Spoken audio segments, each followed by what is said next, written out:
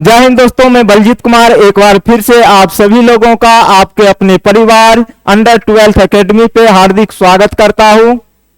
इससे पिछली क्लास में हमने पोलिनोमियल के सभी टाइप के क्वेश्चंस को देख लिए थे और आज से जो है आपका एक बहुत ही इंपॉर्टेंट टॉपिक स्टार्ट होने वाला है जिसका नाम है ट्रायगोनोमेट्री। और ये आपके एग्जाम के व्यू से सबसे ज्यादा मार्केबल चैप्टर है। मतलब यहां से क्या होते हैं, आपके सबसे ज्यादा मार्क के क्वेश्चन यहां से पूछे जाते हैं ट्रायगोनोमेट्री से। और इसमें एक और चैप्टर होता है क्या, सम एप्लीकेशन ऑफ ट्रायगोनोमेट्री। ठीक है, दोनों मिला के आपके 20 मार्क के क्वेश्चन यहां से पूछे जाते हैं। फिलहाल आज जो हम चर्चा करेंगे ट्रायगोनोमेट्री रेशियो के बारे में चर्चा करेंगे, क्या होते ही है। ठीक है, विशेष रूप से इस पे चर्चा करेंगे, कहीं भी कोई परेशानी नहीं होगी। ठीक है, फिलहाल अभी हम आपका स्टार्ट करते हैं ट्रायगोनोमेट्री। सबसे पहले आराम से चीजों को आप समझिएगा धैर्य बना के, ठीक है, कहीं मिस ना हो जाए आपका एक मार्क। ठीक है, देखिए यहाँ पे हमने लिखा है ट्रायगोनोमेट्री। क्या लिखा है? ट्रायगोनोमेट्री। ये ट्रायगोनोमेट्री जो होता है 3 पार्ट से मिलकर बना होता है। कितने पार्ट से मिलकर बना होता है? 3 पार्ट से। कौन कौन सा पार्ट? एक होता है ट्राय। क्या होता है भाई? ट्राय। दूसरा पार्ट होता है इसका गोनो। क्या होता है? गोनो नहीं, गोनिया। क्या होता है? गोनिया। और एक आपका होता है मेट्रोन। क्या होता है? मेट्री। जो यहाँ पे लिखा हुआ है इसका मीनिंग अभी हम आपको बताएंगे, इसके लिए आपको टेंशन नहीं लेनी है। ठीक है, अब देखिए इसका मीनिंग जो होता है उसके बारे में थोड़ा सा हम चर्चा करेंगे। देखिए ये ट्रायगोनोमेट्री 3 शब्द से मिलकर बना है, ट्राय, गोनिया और मेट्री से। ठीक है, और ट्राय का मतलब होता है भाई 3। कितना होता है? 3। कितना होता है? 3। और गोनिया का मतलब क्या होता है भाई? एंगल। क्या होता है? एंगल। और मेट्री का जो अर्थ होता है इसका होता है मेट्रोन। क्या होता है? मेट्रोन। अब इसका हिंदी अगर मीनिंग की बात करें तो क्या हो जाएगा? 3 का मतलब तो आप सभी जानते होंगे, क्या होते हैं? 3 होते हैं। और एंगल का मतलब क्या होता है भाई? कोण। क्या होता है? कोण होता है। और मेट्रोन का मतलब होता है मापना। क्या होता है? मेजरमेंट, जिसको हम लोग बोलते हैं। ठीक है, तो इसका मतलब होता है मापना। इसको आप आराम से चीजों को समझे, यहां पे आपकी चीजें क्लियर हो जाएगी। ठीक है, ट्रायगोनोमेट्री 3 शब्द से मिलकर बना है, ट्रायगोनिया और मेट्री। मेट्रोन को ही हम लोग बोल सकते हैं मेजरमेंट, जिसको हम लोग हिंदी में बोलते हैं मापना। ठीक है, उसके बाद ट्राय का मतलब हो जाएगा 3, गोनिया का मतलब होता है एंगल। यहां तक किसी को प्रॉब्लम नहीं होनी चाहिए। हम बोल सकते हैं त्रिकोणमिति। वो त्रिकोणमिति का जो अर्थ होता है 3 कोणों की माप से संबंधित होता है। और अब देखिए, अब तो ये बात हो गई 3 कोणों की माप। और 3 कोणों की माप हम किस में करेंगे, किस त्रिभुज में करेंगे, उस पर भी हम लोग क्या करेंगे, विशेष रूप से चर्चा करेंगे। ठीक है, यहां तक समझ में आ गई होगी चीजें। ठीक है, अब देखिए त्रिकोणमिति में विशेष रूप से हम लोग राइट एंगल ट्रायंगल के बारे में क्या करते हैं, चर्चा करते हैं। क्या करते हैं? चर्चा करते हैं। त्रिकोणमिति में क्या करते हैं? राइट एंगल ट्रायंगल मतलब समकोण त्रिभुज के कोणों और भुजाओं के बीच संबंध को हम लोग क्या करते हैं, दर्शाते हैं। ठीक है, तो त्रिकोणमिति में क्या होता है, समकोण त्रिभुज में कोण और भुजा के बीच हम लोग क्या करते हैं, संबंध ज्ञात करते हैं। ये हिपार्कस साहब ने ये दिया था त्रिकोणमिति का डिफिनेशन। ठीक है, और त्रिकोण समकोण त्रिभुज में कोण और भुजा के बीच जो हम लोग संबंध ज्ञात करते हैं उसी को हम लोग बोलते हैं ट्रायगोनोमेट्री रेशियो। क्या बोलते हैं भाई? ट्रायगोनोमेट्री रेशियो। अभी यहीं तक आप समझेंगे, उसके बाद हम चीजों को आसानी से आपको क्या करेंगे, क्लियर करा देंगे। अब तो वो बात हो गई इसके क्या, इंट्रोडक्शन की, ट्रायगोनोमेट्री का मतलब क्या होता है। ठीक है, अब हम चर्चा करेंगे जो इस पे मेन मुद्दा क्या है इस चैप्टर में, उस चीजों पे क्या करेंगे, चर्चा करेंगे। उसके लिए आप टेंशन नहीं लेंगे। देखिए एक चीज आप हमेशा दिमाग में रखेंगे, और वो चीज क्या रखेंगे, समकोण त्रिभुज में हम जो है केवल और केवल क्या कहते हैं, सॉरी, ट्रायगोनोमेट्री में केवल और केवल हम लोग समकोण त्रिभुज के बारे में क्या करते हैं, अध्ययन करते हैं। ठीक है, यहां तक जी बिल्कुल ठीक है। अब इस ट्रायंगल का हमने नाम दे दिया। अब क्या क्या नाम दिया देखेंगे आप, ए, बी और सी। ए, बी और सी, इस ट्रायंगल का हमने नाम दे दिया। और एक चीज आप लोग अच्छी तरह से जानते होंगे, समकोण त्रिभुज का एक एंगल जो होता है 90 डिग्री होता है। कितना डिग्री होता है भाई? 90 डिग्री। ये एंगल मान लेते हैं कितना डिग्री है, 90 डिग्री है। कितना डिग्री है? 90 डिग्री है। ये समकोण त्रिभुज होता है। क्या होता है? समकोण त्रिभुज। और समकोण त्रिभुज का एक एंगल किसके बराबर? 90 डिग्री के बराबर। तो एक चीज और हम लोग जानते हैं, और वो चीज क्या जानते हैं, किसी भी ट्रायंगल की अगर बात की गई हो तो उस ट्रायंगल के तीनों कोणों का जो योगफल होता है 180 डिग्री के बराबर होता है, चाहे वो समकोण त्रिभुज हो, चाहे वो न्यूनकोण त्रिभुज हो, चाहे वो अधिक कोण त्रिभुज हो। ठीक है, तो यहाँ पे समकोण त्रिभुज है तो इसमें कोई मतलब हमको परेशानी नहीं होनी है। तीनों एंगल का जो सम होगा किसके बराबर होगा, 180 डिग्री के बराबर होगा। तो मतलब angle A plus angle B plus angle C, ये किसके बराबर होंगे भाई? 180 डिग्री के बराबर होंगे। ठीक है सर। अब देखिए इसमें हम आपको कहना क्या चाहते हैं, ये तो सभी जानते हैं त्रिभुज के तीनों कोण का योगफल 180 डिग्री होता है। अगर यहाँ पे आपकी चीजें क्लियर हो गई, यकीन मानिए आपको ट्रायगोनोमेट्री में कहीं भी कोई परेशानी नहीं होगी। अगर चीजों को आप स्टार्टिंग से मतलब एक एक चीजों को देखेंगे अच्छी तरीका से, तो ट्रायगोनोमेट्री में आपको कहीं भी कोई प्रॉब्लम नहीं होगी। तो हमने यहाँ पे भाई लिखा angle A plus angle B plus angle C किसके बराबर है? 180 डिग्री के। और आपको फिगर में एक चीज और दिख रहा होगा कि जो एंगल बी 90 डिग्री के बराबर है, तो क्यों ना हम एंगल बी का वैल्यू 90 डिग्री पुट कर देंगे, तो यहां से तो ये एंगल ए ही आने हैं। ठीक है, फिर प्लस एंगल बी की जगह हमने 90 डिग्री पुट कर दिया और एंगल सी बराबर किसके बराबर हो जाएंगे? 180 डिग्री के बराबर, इस तीनों का सम। ठीक है, अगर मैं यहां से एंगल ए और एंगल सी का वैल्यू निकालना चाहूं, किसका वैल्यू निकालना चाहूं? एंगल ए और एंगल सी का वैल्यू, मतलब angle A plus angle C का वैल्यू किसके बराबर हो जाएंगे? आप मुझे बताएंगे, इसमें कहीं भी कोई परेशानी नहीं होगी। तो 180 डिग्री या माइनस 90 डिग्री किसके बराबर होंगे भाई? 90 डिग्री। तो ये रहा रिजल्ट आपका। अगर एक एंगल 90 डिग्री है तो शेष दो जो कोण होगा उसका योगफल किसके बराबर होंगे? उसका जो योगफल होंगे किसके बराबर होंगे बताएंगे आप मुझे? उसका योगफल 90 डिग्री के बराबर होंगे। अब हम इसमें कहना क्या चाहते हैं, ये करने का मेरा निष्कर्ष क्या था, उसके बारे में अब हम लोग क्या करेंगे समझेंगे। अभी आपको एक चीज पता चल चुका होगा कि मतलब राइट एंगल ट्रायंगल में एक एंगल आपका 90 डिग्री होता है। ध्यान रखेंगे, अभी हम ट्रायगोनोमेट्री के बारे में पढ़ रहे हैं। ठीक है, यहीं से आपकी चीजें क्या होती है, स्टार्ट होती है, बेसिक कॉन्सेप्ट ये सब चीजें हैं। तो अब देखिए यहाँ पे हमने निकाला angle A plus angle C बराबर, angle A plus angle C बराबर 90 डिग्री। ऐसा क्यों हुआ? क्योंकि एक एंगल इसमें आपका कितना डिग्री के बराबर था भाई? कितना डिग्री के बराबर था? इसमें एक एंगल आपका था 90 डिग्री के बराबर, और शेष जो दो कोण का योगफल होगा वो किसके बराबर होंगे? 90 डिग्री के बराबर। अब देखिए इसमें हम एग्जांपल लेकर आपको समझाते हैं कैसे ये होता है। ठीक है, अब देखिए अभी जो थ्योरम हमने आपको बताई उसी पे आधारित क्वेश्चन को करेंगे। देखिए जैसे ये आपका राइट एंगल ट्रायंगल होगा, आप कहेंगे सर बिल्कुल ये हुआ, ये एंगल 90 डिग्री हो गया, मतलब ये बी को हम 90 डिग्री यहाँ पे ले लिया, कोई दिक्कत वाली बात नहीं है कि ये तो होना ही था। क्यों होगा भाई? क्योंकि राइट एंगल ट्रायंगल है। अगर ये एंगल 90 डिग्री है, समझिए चीजों को, ये एंगल अगर 90 डिग्री है, ये एंगल अगर 90 डिग्री है, तो यहाँ पे ये ए हो गया, ए बी हो गया, ए सी हो गया। ठीक है, यहां तक ए बी सी हो गया। तो अगर ये 90 डिग्री है तो इस दोनों एंगल का जो सम होगा, कौन कौन सा एंगल भाई? ये एंगल और ये एंगल का जो सम होगा किसके बराबर होगा? 90 डिग्री के बराबर होगा। अब यहाँ पे वैल्यू आप क्या क्या रख सकते हैं उसके बारे में थोड़ी सी हम चर्चा कर लेते हैं। जैसे ये एक राइट एंगल ट्रायंगल हो गया, ये 90 डिग्री आपका फिक्स ही है, इधर भी हो सकता है, उससे कोई मतलब कोई भी एंगल इसमें 90 डिग्री हो सकता है। तो आपका एक एंगल होना चाहिए आपका 90 डिग्री, तो आपका कौन सा त्रिभुज होगा? समकोण त्रिभुज होगा। तो ये 90 डिग्री हो गया, तो आप इसको 30 भी लिख सकते हैं, और इसको आप अगर ये 30 हो गया तो ये कितने होंगे? 60। क्यों होंगे ये 60? तो ये 60 इसलिए होंगे क्योंकि ट्रायंगल में समकोण त्रिभुज में क्या होता है, एक एंगल आपका 90 डिग्री का ऑलरेडी होता है। अगर ये एंगल 30 ले लिए तो इसका मान वैसा होना चाहिए जिसको जो दोनों का योगफल किसके बराबर होना चाहिए? 90 डिग्री के बराबर होना चाहिए, इसीलिए ये 60 डिग्री होंगी। ठीक है, उसी तरह एक और एग्जांपल हम आपके लिए ले लेते हैं, और एग्जांपल क्या लेंगे, आराम से चीजों को आप समझेंगे। अगर ये एंगल मान लीजिए आपका 90 डिग्री है, सपोज कीजिए इसका नाम हम ए ले लेते हैं, इसका नाम बी ले लेते हैं, इसका नाम क्या ले लेते हैं? सी ले लेते हैं। ठीक है, इसका नाम हमने ले लिया ए बी सी। ठीक है, यहां तक। अगर इस एंगल को मैं मान लेता हूं कितना डिग्री भाई? 70 डिग्री। कितना डिग्री मान लेता हूं? 70 डिग्री। तो त्रिभुज के तीनों कोण का योगफल 180 डिग्री, उसमें ऑलरेडी एक एंगल आपका 90 डिग्री है। ऐसे आप समझिए, त्रिभुज को छोड़ दीजिए, अब समकोण त्रिभुज के बारे में कहिए। समकोण त्रिभुज में ऑलरेडी एक एंगल 90 डिग्री है, तो शेष दो कोणों का योगफल किसके बराबर होना चाहिए? 90 डिग्री के बराबर होना चाहिए। आप कहेंगे सर बिल्कुल होगा। अगर ये भाई हमने ले लिया 70 डिग्री, तो ये कितने आपके बचेंगे? 20 डिग्री ही बचेंगे, मतलब इस एंगल का वैल्यू किसके बराबर आएंगे? 20 डिग्री के बराबर। अभी हम सिर्फ आपको एंगल दर्शाने के लिए समझा रहे हैं, एंगल को आप कैसे डिफाइन करेंगे। ठीक है, उसी तरह एक और एग्जांपल हम आपके लिए ले लेते हैं। जैसे हमने कहा ये एंगल आपका है पी क्यू आर। ठीक है, एक एंगल समकोण त्रिभुज हमेशा आपका 90 डिग्री होगा, इसमें कोई डॉट नहीं है। ठीक है, यहां तक। अब यहां पे आप चीज को समझिए, अगर हमने कहा भाई इस एंगल को मैं ले लेता हूं 90 डिग्री, अच्छा 90 छोड़ दीजिए 80 ले लेता हूं, कितना? तो ये एंगल आपके कितने होंगे? 10 डिग्री। कितने डिग्री होंगे? 10 डिग्री। बात को समझिएगा, समकोण त्रिभुज है तो एक एंगल 90 डिग्री से दो कोणों का योगफल किसके बराबर होना चाहिए? 90 डिग्री के बराबर होना चाहिए। चाहिए कि नहीं चाहिए? आप कहेंगे सर बिल्कुल चाहिए, इसमें तो कोई बड़ी बात है ही नहीं।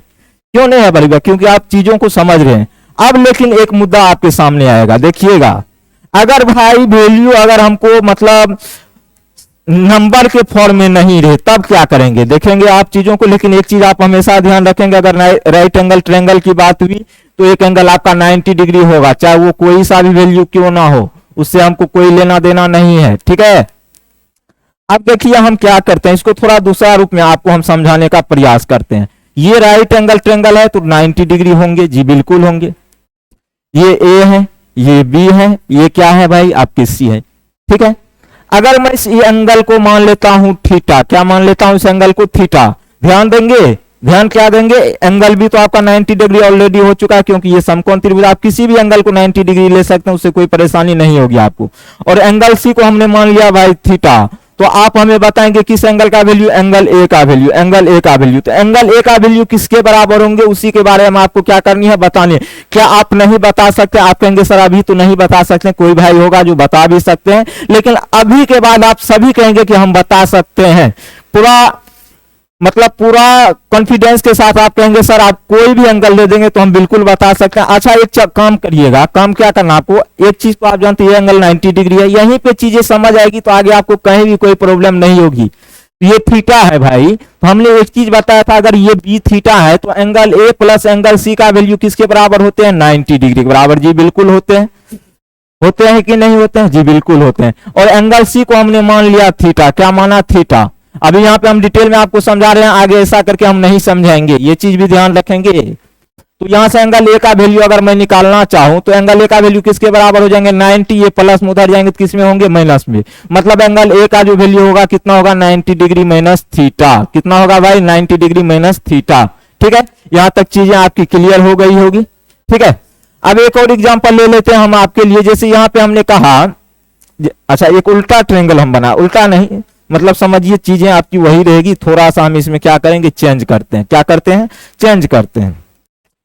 तो जैसे हमने आपसे कहा ये आपके क्या है भाई, एक राइट एंगल ट्रायंगल है। ओह, जो हम कहना चाहते हैं वो हो नहीं रहा है, तो क्यों नहीं हो रहा है इस पे भी चर्चा कर ही लेते हैं। देखिए चीजों को समझिएगा, ये क्या है आपके, हमने यहाँ पे एक राइट एंगल ट्रायंगल बनाया, ठीक है। इसका नाम दे दिया हमने P, इसका नाम Q और इसका नाम R। आप यहाँ पे देखिए, यहाँ पे जरूरी नहीं थीटा ही देंगे, थीटा की जगह 20, 30, 40, 50, 60 कुछ भी दे सकता है, वो भी समझाएंगे। लेकिन अभी हम x के फॉर्म में थोड़ा सा आपके लिए चर्चा करते हैं। ये एंगल मान लीजिए आपका 90 डिग्री है, कितना डिग्री है, 90 डिग्री, और इस एंगल को हमने मान लिया x। तो आप कहेंगे सर एंगल P तो 90 डिग्री के बराबर हो जाएगा क्योंकि ये समकोण त्रिभुज है, और एंगल R को हमने मान लिया x, तो आप क्या इसका वैल्यू नहीं निकाल पाएंगे एंगल Q का? आप कहेंगे सर बिल्कुल निकाल पाएंगे, क्यों? क्योंकि अभी हमने आपको चीजें बताई है। तो यहाँ पे देखेंगे हमने एक चीज बताया था आपको शुरुआत में, वो चीज क्या बताया था, मतलब समकोण त्रिभुज में जो होता है एक एंगल ऑलरेडी आपका 90 डिग्री होता है जी, बिल्कुल होता है, और शेष जो दो अंतः कोण बचता है उसका योगफल 90 डिग्री के बराबर, मतलब हम कह सकते हैं angle R plus angle Q किसके बराबर होंगे, 90 डिग्री के बराबर होंगे, ठीक है। यहां तक तो angle R plus angle Q 90 degree के बराबर होंगे, तो angle R plus angle Q, तो यहां से एंगल आर की जगह भाई हमने क्या माना, एक्स माना है, ध्यान दीजिएगा। Q Q Q Q Q Q Q Q का वैल्यू आपको निकालना है, तो क्या आप क्यू का वैल्यू यहां से नहीं निकाल पाएंगे? आप कहेंगे सर बिल्कुल निकाल पाएंगे, ये प्लस में उधर जाएगा तो माइनस में, मतलब इसका वैल्यू किसके बराबर आ गया भाई, 90 डिग्री माइनस एक्स के बराबर आ गया। किसके बराबर आ गया, 90 डिग्री माइनस एक्स के बराबर। तो उम्मीद करते हैं यहां तक चीजें आपकी क्लियर हो गई होगी। अब इससे हम बढ़ेंगे आगे, क्योंकि आज हम पढ़ेंगे किसके बारे में, ट्रायगोनोमेट्री रेशियो के बारे में। ट्रायगोनोमेट्री रेशियो पढ़ने से पहले हम एक चीज पे चर्चा करेंगे, किसके बारे में, लंब, आधार और कर्ण। किस कंडीशन में लंब आपकी क्या होगी, आधार क्या होगी, कर्ण क्या होगी, कौन सा कंडीशन में कहां पे होती है, ठीक है। उस चीजों के बारे में अभी हम चर्चा करेंगे। उसके बाद आप ट्रायगोनोमेट्री के रेशियो के सवाल को चुटकियों में हल कर देंगे। यहां पे हम एग्जांपल लेकर भी आपको समझाएंगे कैसे हम लोग ट्रायगोनोमेट्री रेशियो को हल करते हैं। अब देखिए हम बढ़ते हैं इससे आगे। अब देखिए ट्रायगोनोमेट्री पाइथागोरस प्रमेय एक होता है, उस पे हम चर्चा बाद में करेंगे। लेकिन अभी हम जो चर्चा करेंगे न्यून कोण, मतलब लंब, आधार और कर्ण के बारे में क्या करेंगे, चर्चा करेंगे। एक चीज और बताएंगे आपको, हम बताना भूल गए, टेंशन नहीं लीजिएगा, बताएंगे सभी चीजें ताकि आपकी सभी डाउटें क्लियर हो जाए। आज के बाद आपको ट्रायगोनोमेट्री में कहीं भी कोई प्रॉब्लम नहीं होनी चाहिए। अब देखिए यहाँ पे हम क्या करते हैं, एक समकोण त्रिभुज बनाते हैं। चीजें ध्यान, तीन हम त्रिभुज यहाँ पे बनाएंगे, ये चीजें आप ध्यान में रखेंगे। एक ये हो गया, एक ये हो गया, और ये ट्रायंगल आपका ये हो गया। तीन ट्रायंगल हमने यहाँ पे बनाए हैं। अब इसके बनाने का मकसद क्या है, उस चीजों को आप ध्यान में समझेंगे। इसके बनाने का रीजन क्या है वो भी समझिए। अगर ये भाई, इसका नाम दे देते हैं ए बी और सी, इसका नाम दे देता हूं मैं पी क्यू आर, क्या दे देता हूं पी क्यू आर, और इसका नाम दे देता हूं एक्स वाई जेड, क्या दे देता हूं एक्स वाई जेड। ध्यान रखिएगा, हमने तीनों ट्रायंगल का अलग अलग नाम दिया है। अब हम इसमें आपसे कहना क्या चाहते हैं, चीजों को समझिए। हम इसमें आपको बोले थे, बताएंगे। देखिए, एक होता है आपका परपेंडिकुलर, क्या होता है भाई परपेंडिकुलर, क्या होता है परपेंडिकुलर। परपेंडिकुलर को हम लोग हिंदी में बोलते हैं लंब, क्या बोलते हैं भाई लंब बोलते हैं, क्या बोलते हैं लंब। उसके बाद बी को, बी का मतलब होता है B for base, B for क्या होते हैं भाई बेस, बेस का मतलब होता है आधार, क्या होता है आधार, ठीक है। और उसके बाद एक हम आपको बताएंगे इसमें एच, एच का मतलब होता है हाइपोटेनियस, क्या होता है भाई हाइपोटेनियस। हाइपोटेनियस का मतलब होता है कर्ण, क्या होता है कर्ण। इस चीजों को आप थोड़ा सा नोट कर लेंगे तो अच्छी रहेगी आपके लिए ही, क्योंकि देखिए आज तक कोई जो है मोबाइल में पढ़कर ना कोई विद्वान बना है, ना कोई सक्सेस किया है। ये चीज आप ध्यान में रखेंगे। अभी हम आपको समझा रहे हैं तो चीजें आपकी समझ में आएंगी। उसके बाद जैसे इसको आप लॉक करेंगे मोबाइल को, तो यकीन मानिए, सॉरी यकीन मानिए कुछ देर तो रहेगी, उसके बाद फिर ये नहीं रहेगी। तो उसके लिए आपको काम क्या करना है, चीजों को नोट करते जाना है। जैसे हम आपको बता रहे हैं, हम आपके लिए अगर मेहनत कर रहे हैं तो आपका भी दायित्व बनता है कि आप हमारे पीछे भी क्या करें, मेहनत करें। ये सब किसके लिए कर रहे हैं, आपके लिए कर रहे हैं, ताकि आपको क्या हो, कहीं भी कोई प्रॉब्लम ना हो। अब देखिए यहाँ पे हम तीन चीजों के बारे में चर्चा करेंगे। वो तीन चीजें क्या क्या होंगी, आपकी आराम से चीजों को समझिएगा। ये तीन चीजें के बारे में अभी हम विशेष रूप से चर्चा करेंगे, इसके बाद बाकी और किसी का भी हम चर्चा नहीं करेंगे। और ये चीजें जब आपकी क्लियर हो जाएंगी तभी हम आगे बढ़ेंगे। हमने क्या बताया, समकोण त्रिभुज में तीन चीजें अभी हम चर्चा करेंगे, सिर्फ और सिर्फ तीन चीजें। एक आपका परपेंडिकुलर, बी फोर बेस और एच फोर हाइपोटेनियस, ठीक है यहां तक। तो यहां पे तीन चीजों के बारे में चर्चा करेंगे, इसको समझाने के बाद आगे हम लोग बढ़ेंगे, ठीक है। इसको अभी हम फिलहाल के लिए मिटा देते हैं, आप नोट कर लीजिए, या स्क्रीनशॉट लेना चाहते हैं तो आप ले सकते हैं, उसमें कोई प्रॉब्लम नहीं है, ठीक है।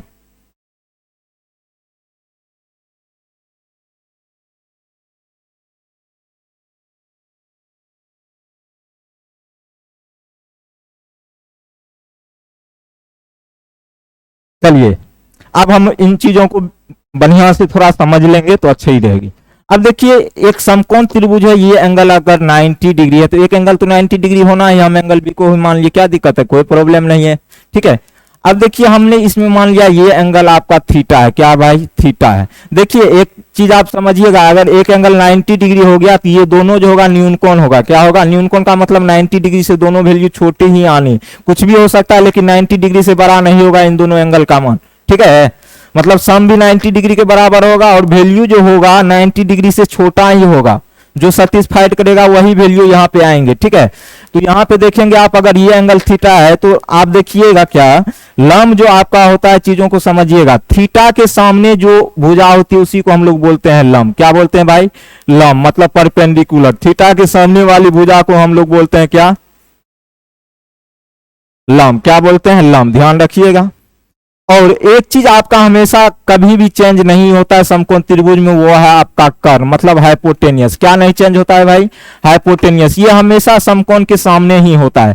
लंब और आधार आपका चेंज होगा, लेकिन ये कभी भी आपका चेंज नहीं होता है। समकोण के सामने जो भुजा होगी वही कर्ण होगी। और एक चीज और आप यहाँ पे ध्यान रखेंगे, समकोण त्रिभुज में जो सबसे बड़ी भुजा होती है वो कर्ण ही होती है, क्या होती है, या हम ये बोल सकते हैं समकोण त्रिभुज की जो सबसे बड़ी भुजा होती है समकोण के सामने वाली भुजा ही होती है।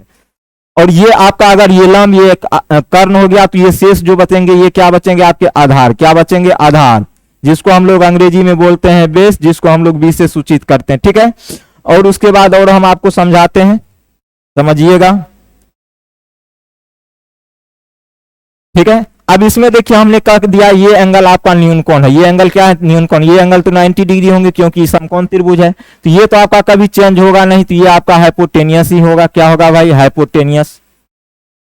हाइपोटेनियस बोले तो क्या, कर्ण। क्या होगा, कर्ण। और हमने एक चीज और बताया, इसके सामने मतलब न्यून कोण के सामने आपको क्वेश्चन में ये कह दिया जाएगा कि ये एंगल आपका न्यून कोण है, तो जस्ट उसके सामने जो भुजा होगी उसी को आपको क्या मानना है, लंब मानना है। तो ये आपके क्या हो जाएंगे, लंब, मतलब परपेंडिकुलर। क्या हो जाएंगे, परपेंडिकुलर, परपेंडिकुलर।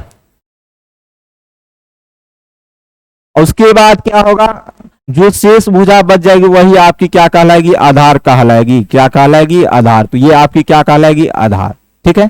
अब यहाँ पे एक चीज नोटिस करेंगे इन दोनों फिगर में कि जो परपेंडिकुलर और आधार चेंज हो रहा है, और लेकिन हाइपोटेनियस कभी भी चेंज नहीं हो रहा। हमने पहले भी आपको बताया हाइपोटेनियस जो होता है हमेशा समकोण के सामने वाली भुजा ही होती है। और एक चीज आप ध्यान रखिएगा, क्या जो ट्रायगोनोमेट्री में जो है हम लोग समकोण त्रिभुज के बारे में विशेष रूप से क्या करते हैं, अध्ययन करते हैं। और उसमें अगर एक्स्ट्रा चीजें आएंगी तो वो भी हम आपको बताएंगे, लेकिन फिलहाल आप इतना ही समझिए, ट्रायगोनोमेट्री में हम लोग समकोण त्रिभुज के बारे में क्या करते हैं, अध्ययन करते हैं। अब उसके बाद देखिए, जब आपका कुछ भी मेंशन नहीं रहेगा, क्या रहेगा, मतलब नहीं बोलेगा कि ये एंगल थीटा है, तो आपको कुछ नहीं करना है। ऑलरेडी इस एंगल को हमेशा आपको थीटा किसी को भी मान लीजिएगा, उससे कोई प्रॉब्लम नहीं होने वाला है। ठीक है। अगर मेंशन नहीं रहेगा कि ये एंगल थीटा, तो आप किसी भी एंगल को थीटा मान सकते हैं, इसको चाहे इसको, किसी को भी मान सकते हैं। ठीक है। और आप एक चीज तो जानते हैं, अगर ये एंगल थीटा तो इसके सामने वाली भुजा लंब, अगर ये एंगल थीटा तो इसके सामने वाली भुजा लंब, और कर्ण कभी भी चेंज आपका नहीं होता। ये चीजें भी आप ध्यान रखेंगे। अब इस पे हम आपको एग्जांपल लेकर थोड़ा सा समझाते हैं। ठीक है। अब एग्जांपल समझिएगा, जैसे हम यहाँ पे 3 ट्रायंगल आपके सामने बना रहे हैं। क्या बना रहे हैं भाई, 3 ट्रायंगल। ठीक है। इसका नाम दे दिया थीटा, यहाँ पे ये आपका न्यून कोण है। एक और हम यहाँ पे बनाते हैं, आराम से समझिए। इसका नाम 90 डिग्री तो होगा ही, ये एंगल यहाँ पे थीटा है। 2 एंगल हमने यहाँ पे बनाया आपके लिए। अब देखिए, इसमें हम आपसे पूछेंगे, क्या, आराम से चीजों को समझिएगा। इसमें हमसे पूछेंगे, इसका नाम भी दे देते हैं ए, बी और सी, और इसका नाम P Q R, P Q R. तो यहाँ पे पी क्यू आर हो गया, एक ए बी सी हो गया। ठीक है। यहाँ तक इसमें हम आपसे पूछेंगे, भाई मुझे इसमें लंब का वैल्यू बताएं। लंब, आधार, सॉरी, कर्ण और आधार, मतलब 3 चीजें का वैल्यू आपको बतानी। P4 परपेंडिकुलर मतलब लंब, H4 हाइपोटेनियस मतलब कर्ण, B4 बेस मतलब आधार। यही चीज हम आपसे यहां भी पूछेंगे, मतलब P का वैल्यू बताओ, B का वैल्यू बताओ और H का वैल्यू बताओ, मतलब परपेंडिकुलर, बेस और हाइपोटेनियस। इन तीनों चीजों का वैल्यू आपको दोनों फिगर में बतानी है। वो कैसे बताएंगे, आप चीजों को समझिएगा। हमने कहा भाई परपेंडिकुलर, यहाँ पे मेंशन किया गया है, ये एंगल आपका थीटा है। तो एक चीज तो हम लोग जानते हैं, थीटा के सामने जो भी भुजा होगी वही आपकी लंब होगी। तो मतलब P का वैल्यू तो यही वाली साइड होनी है। जी बिल्कुल होनी है। तो थीटा के सामने कौन सा साइड है भाई, ए बी, तो लंब आपका हो जाएगा ए बी। ठीक है। यहाँ तक। उसके बाद हाइपोटेनियस, हमने कहा था हाइपोटेनियस क्या होती है, समकोण के सामने वाली भुजा। तो हाइपोटेनियस का मतलब समकोण के सामने वाली भुजा क्या है भाई, AC। तो यहाँ पे H का वैल्यू AC हो जाएगा। ठीक है। और बेस क्या होती है, जो शेष भुजा बच जाएगी वही आपकी क्या कहलाती है, बेस। तो बेस का मतलब क्या हो जाएगा भाई, 2 साइड का काम तो ऑलरेडी हो चुका है, तो एक ही साइड आपका बचा है, तो यही ना आपका क्या कहलाएगा, बेस। तो बेस क्या हो जाएंगे, BC। ठीक है। और यहाँ पे जो है एक चीज आप ध्यान देंगे, यहाँ पे ये एंगल आपका थीटा है, ये क्या है, आपके थीटा है। तो थीटा के सामने वाली जो साइड है, हमने कहा था जो भी थीटा होगी उसके सामने वाली साइड को हम लोग बोलते हैं लंब, मतलब P बोलते हैं। तो यहाँ से P का वैल्यू निकालेंगे तो क्या हो जाएगा, QR। क्या हो जाएगा, QR। और B का मतलब क्या होता है भाई, बेस। बेस क्या होगा, आराम से समझिए। सबसे पहले हम कर्ण ज्ञात कर लेते हैं। कर्ण क्या होता है भाई, समकोण के सामने वाली भुजा कर्ण होता है। तो ये साइड आपकी कर्ण हो जाएगी। क्या हो जाएगी, कर्ण हो जाएगी। क्या हो जाएगी, कर्ण हो जाएगी। तो कर्ण का वैल्यू किसके बराबर हो जाएगी भाई, PR के बराबर। तो जो शेष साइड बच जाएंगे वही आपकी क्या कहलाएगी, आधार कहलाएगी। क्या कहलाएगी, आधार कहलाएगी। क्या कहलाएगी, आधार। तो बेस आपका हो जाएगा PQ। ठीक है। तो आज हम यहीं तक आपका क्लास रखते हैं। आज हम थोड़ा सा छोटा क्लास ले पाए, अगले दिन इसे मतलब ज्यादा टाइम का क्लास लेंगे, उसके लिए आपको टेंशन नहीं लेना है। और यहाँ पे हम एक छोटा सा पार्ट बताया, क्या क्या, एक ट्रायगोनोमेट्री का मतलब बताया क्या होता है। उसके बाद हम लोगों ने ट्रायगोनोमेट्री में किस ट्रायंगल के बारे में अध्ययन करते हैं उस ट्रायंगल का नाम बताया है, और बढ़िया से बताया है कैसे क्या होता है कंडीशन। ठीक है। और उसके बाद जो लास्ट पॉइंट आज हमने आपको बताया, परपेंडिकुलर, बेस और हाइपोटेनियस। ट्रायगोनोमेट्री में इसी चीजों पे सभी क्वेश्चन आपके पूछे जाते हैं, इन्हीं चीजों पे सभी क्वेश्चन आपके आधारित होते हैं ट्रायगोनोमेट्री रेशियो में। अगर ये चीजें क्लियर हैं तो यकीन मानिए आप ट्रायगोनोमेट्री रेशियो का खास करके चैप्टर 8.1 का किसी भी क्वेश्चन में आप नहीं फंसेंगे, चाहे वो किसी भी बुक का आप अध्ययन कर रहे हो, चाहे केसी सिन्हा मैथ हो, आर.डी. शर्मा मैथ हो, विभिन्न प्रकार के जो राइटर के बुक होते हैं, किसी भी मतलब पब्लिकेशन का बुक हो, उसमें कहीं भी कोई परेशानी नहीं होगी।